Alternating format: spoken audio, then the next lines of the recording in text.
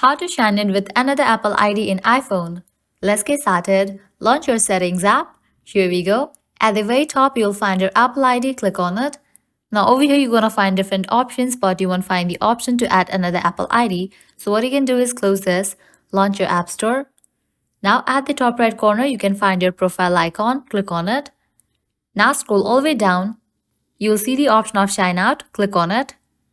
After you sign out of your Apple ID, now from here you can easily add another Apple ID. So go ahead and click on this option of sign in with Apple ID. Click on Not. Now go ahead and type in your email or phone number linked with your Apple ID. Once you type in, click on Continue. Now type in the password, and with that you will be good to go. So this way you can easily sign in with another Apple ID in iPhone. At the end, if you guys find this video helpful, don't forget to like, share and subscribe to our channel. Thank you.